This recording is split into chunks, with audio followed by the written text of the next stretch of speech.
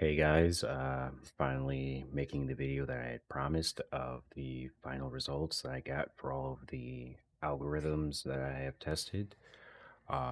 Just a couple of caveats for the people that haven't watched. Obviously, the final test results are going to be down in the description down below of this video. But when I show these on the video, they aren't going to be accurate, obviously, because I am recording on the GPU and my monitors are on, so that's going to eat into the hash rate. Um, I'll be showing the memory type, which is Micron, which I believe all the 40 series cards are going to be using, to my knowledge. And then the power draw is about, give or take, 44, 45 watts on idle, with the whole system using 175 watts at the wall. So the system, not including the GPU, is using 130 watts. There's that discrepancy. I'm going to be using G miner, LOL miner, and T-Rex miner. So let's get into this. Going to be starting off with Ergo first, and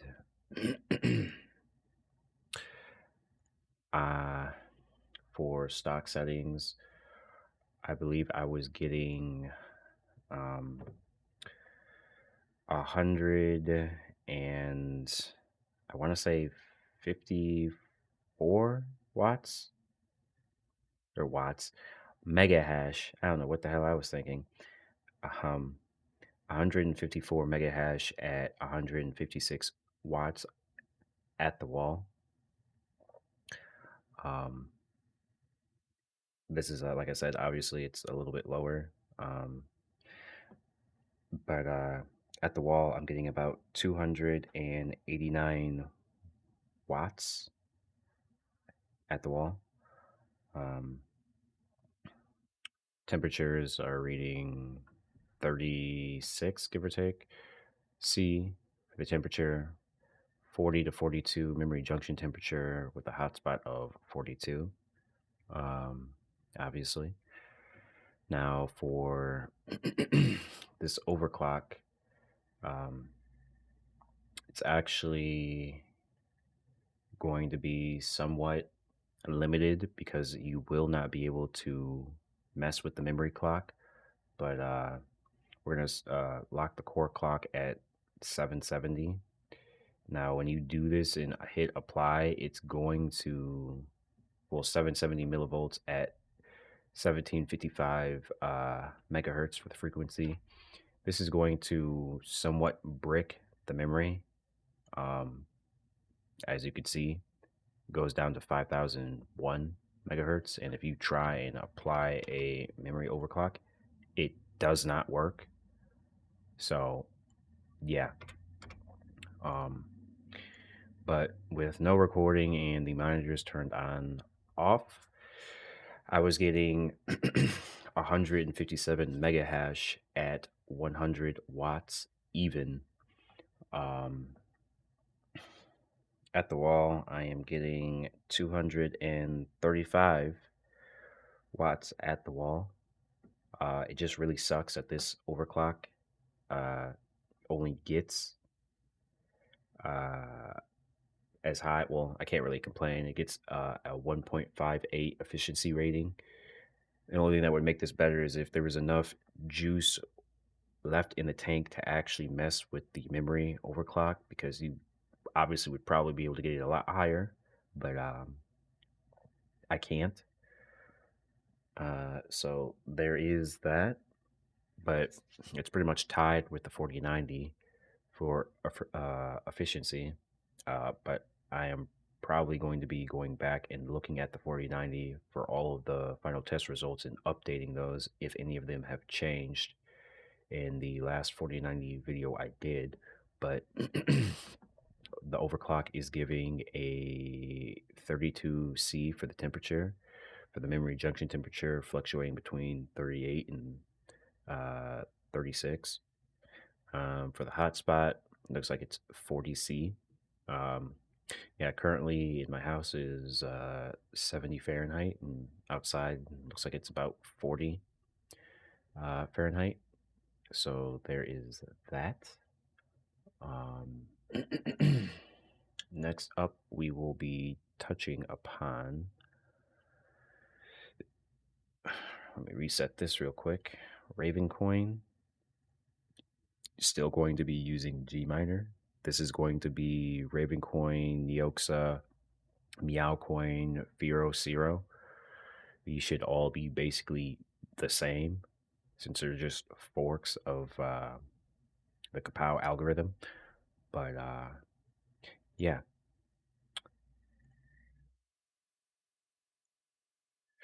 Uh, now, for the actual hash rate or stock settings, I was getting 41, I believe. Um, 41 mega hash at 289, 286. Kind of fluctuates watts on the software. Um, at the wall right now, I am getting about 415 watts. So, yeah, very very little room for overclocking because the efficiency goes from, once I show you the overclock, from 100 and what 45 to 190. But this thing is a little toasty. The temperature is reading about 48, 49, and then the memory junction temperature 52 with a hotspot of 56 to 57. um, the overclock for Ravencoin, you want to go ahead and power limit this to 70% with a core clock of 300 and a memory clock of 1000. Now, like I said, this should give an efficiency of 190. Um, the problem though I had with this is I couldn't get the core clock higher. It would cause it to crash. And if I, well, honestly, if I had really even touched the core clock for the crashing and then the memory clock, you can overclock it more with the memory and get higher hash rate, but at the cost of efficiency. This was pretty much the sweet spot. So I was getting 42 and a half, 42.6 at 224 watts. Um, this can definitely go higher, probably to like 45 mega hash, but you're not going to be as efficient, um, which kind of sucks, but I mean, it's not too bad. Um, yeah, at the wall, I'm getting about 360. It looks like it's fluctuating between 358 to 360, and yeah, a little bit cooler temperatures, I should say. Um, next up, we are going to be looking at should be Flux. And for this, we are going to be looking at LOL miner. Where is it? Where is it? There it is.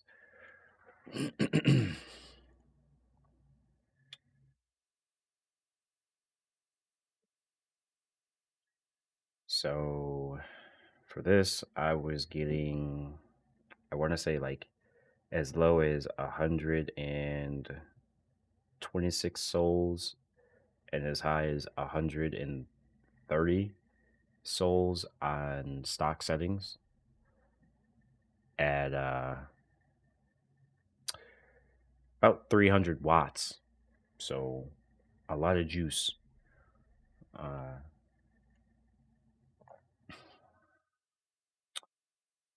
we're getting 48 to 49 C for the regular temperature with the memory junction temperature of 50 C and a hotspot of, it looks like 56 C. The overclock for this was a little wonky. Same thing with Ravencoin. I would let me see. Well, first, the you want to lock the core to 975 millivolts at, should be about 26. Oh, well, it's a little bit lower, but should be like 2610 for the megahertz. But yeah, and then you want to bump the memory clock all the way up to 1500.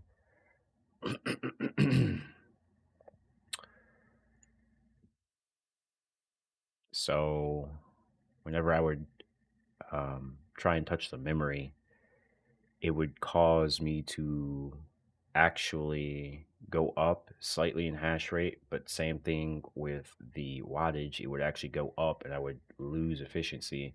So I mean, this was the sweet spot anyway. Um, they should give you anywhere from as low as 131 souls to as high as 135 souls, um, with the wattage being 260 watts on the software, and then at the wall I am getting 300 and looks like 89 watts at the wall. The efficiency fluctuates from as low as like 0.500 to as high as 0.520. So pretty damn efficient. This one was a pain. There is an alternative to overclocking to get around the same efficiency, but a lower wattage. But it's not as consistent as this.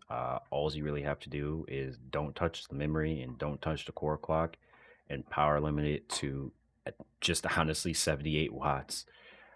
You'll get a little bit less hash rate. It's more consistent with like 126 souls at like 240, 245 watts, I believe.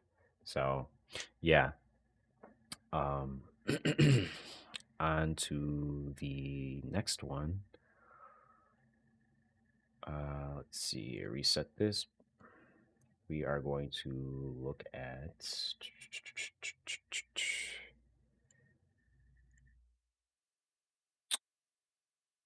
ETC. And this is going to be for Ethereum Classic, Ethereum Fair, and ETH POW. So they should work. This overclock should work for all of them. Should. But this one, at stock settings, it should be 77 mega hash at 214 watts. And then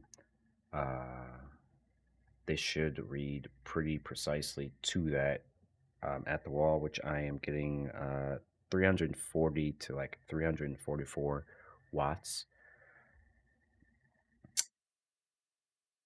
with a temperature of 40 C, a memory junction temperature of 50 C to 52, and a hotspot of 47.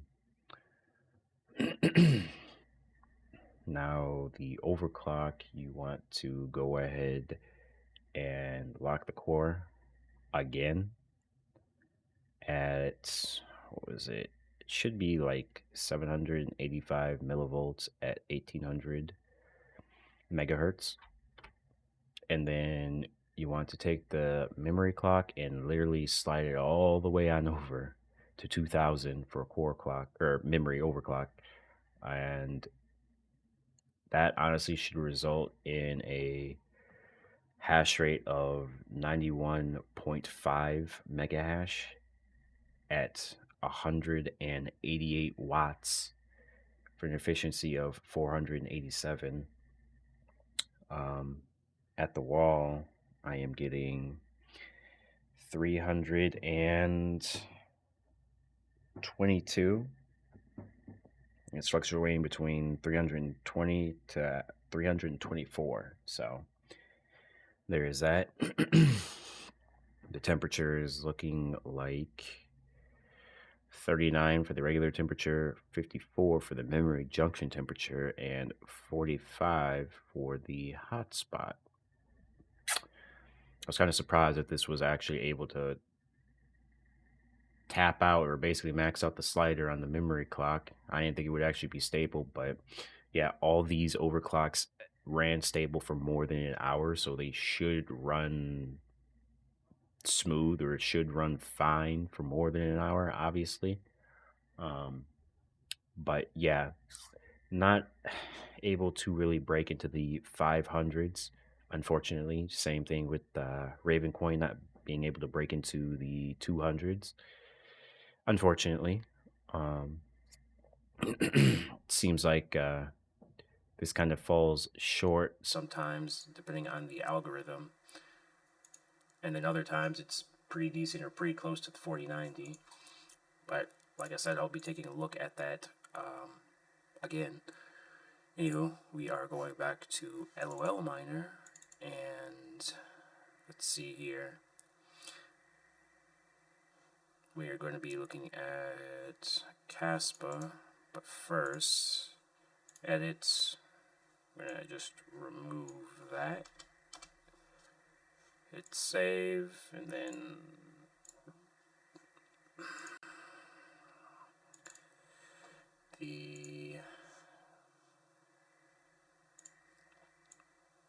there we go. The stock mega hash should be 1550, with the wattage, I believe, should be sitting at what was it, 300 watts again. For whatever reason, I could not get the little cheat code to actually work. Whenever I would put it in, it would cause the GPU to kind of semi-brick.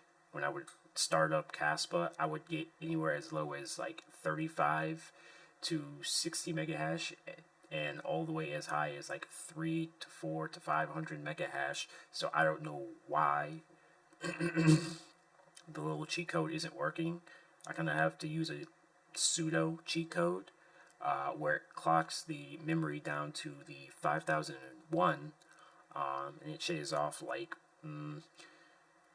11 watts. So I mean, I'll take it, but this could be a lot more efficient. Anywho, the GPU temperature is reading 59 to about 60 C, memory junction temperature of 40 C, and a hotspot of 75 C. That is toasty. At the wall, I'm getting about 429 to 430 watts at the wall. Now, this overclock, you want to go ahead and power limit it to 64, Nintendo 64, and then, oh wait, we actually have to close this. Edit the file to 820. Oh, come on. Hit save, and then run as administrator. There we go. Now, like I said, the core clock, you want to bump that up to 300. And then, obviously, you're not going to be able to really touch the memory, obviously. Now, the hash rate you get is 1572 for the mega hash, and then a wattage of 203, which is an efficiency of 7.7, which is pretty good. Better than when I tested the 4090, but that could change when I go and look back at that. This could be, like I said, a lot more efficient if the cheat code actually works, but I can't get it to work. I don't know if it's because of the driver, the software, or just the particular GPU, but yeah, it won't work on this one. But anywho, at the wall, I should be getting, 337, 336, fluctuating between the two, with a temperature of 50C, memory junction temperature of 36C, and a hotspot of, it looks like 61, almost 62. So yeah, going to exit out of this, restart this. Let's reset. Yes, that should have reset it. There we go. So we're going to go to Cortex, which means back to Gminer, and try that on out, or we'll show you guys that.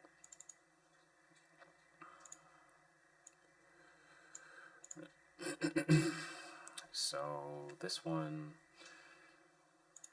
was pretty interesting as well too. In stock settings, it should be what was it, 77 as well, I believe. No, wait, what am I thinking? No, 7.55 graphs at 286 watts for stock settings. And then at the wall, it's like 341 to 343. Man, having all this stuff up is really eating into the speed of this. But anyway, oh wait, I forgot to reset that. Duh. Anywho, the overclock. Oh, my bad. Well, let me reread that. Actually, looks like 47. No, 47, fluctuating between 47 to 51 C, with memory junction temperature of 48 to 50 C, and a hotspot of, looks like anywhere from 54 to 62, just about C. Going to go ahead and power limit this again to 985 millivolts at, no, not that one. I think it's this one. Maybe it'll let me click it. There we go, 985 millivolts at 2610 megahertz. And then you want to do a memory overclock of 1500, which should get you 7.75 graphs at 246 watts, which is like an efficiency of 31.4, so higher than the 4090. So not doing too bad for some of these. It's beating out the 4090 when I had tested that, but like I'll keep reiterating, that could change when I go and look back at that, since there's been a couple of driver updates, and it didn't seem like the 4090 was actually stable. I was getting like artifacting and crashes a lot more frequently, where this I can clock all the way to 2000. So yeah. Anywho, I should be getting, for the wattage at the wall, is like 382 to 384. And then I think I already read it off the temps. 46 for the temperature. Memory ejected temperature 48 to 50 C. And then the hotspot being 51 to 52. But yeah, not too shabby. Next up, we are doing the final one, which, funnily enough, is the only reason why we have T-Rex Miner. And here we go. This one is already one that you've already seen just a couple minutes ago. It's pretty much the same overclock for Conflux, which is funny. I think they might have made the actual switch from the octopus algorithm to the ET hash algorithm, but I'm not entirely sure. It still shows octopus, so I don't know. Anyway, original stock settings, it should read 77 megahash at 271 watts. And then at the wall, I'm getting 402 to 403 at the wall, with a temperature of 48, memory ejection temperature of 54, and a hotspot of 54 to 56. Now, like I said, the overclock for this is quite literally the same as Ethereum Classic, quite literally, which I found ironic, but I might go ahead and whenever I do future videos of Ethereum Classic, just throw in Conflux, quite literally. But this should result in a hash rate of 90 megahash at 236 watts for an efficiency of 384. And then at the wall, should be getting 364 to 366. So shaved off quite a bit. Temperatures reading 44 to, it looks like 45 C. The memory junction temperature of 54 and a hotspot of 51. And that pretty much wraps up all of the overclocks for the seven algorithms I wanted to test on out. Now, the real question is the 4080 worth it for mining? And I'd have to say, I guess it really depends on the algorithm that you want to use it on. I mean, it's either neck and neck with the 4090 or slogging behind the 4090 just barely in terms of efficiency. I mean, if you really want high hash rates, then probably not. But I mean, if you're looking for efficiency, it's not too bad. For gaming, it's not a bad card either. But the real big thing that hurts this card overall is just the price. I don't understand how Nvidia can go from the 3080's 700 MSRP to a $1,200 MSRP. That's like a 70 to 75% markup. I guess Nvidia realized they're finally fixing their mistake of only charging $700 for the 3080 when that released. If I remember right, they went ahead and made the 3080 12 gigabyte and pushed it out with no MSRP, and AIB's charged $1,200, even though at the same time the 3080 Ti had the MSRP of $1,200. So it's like, why would you spend $1,200 for an extra 2 gigabytes of RAM where you can just get a low end 3090, whatever. Yeah, this card, I mean, honestly, at most, should have only been $900.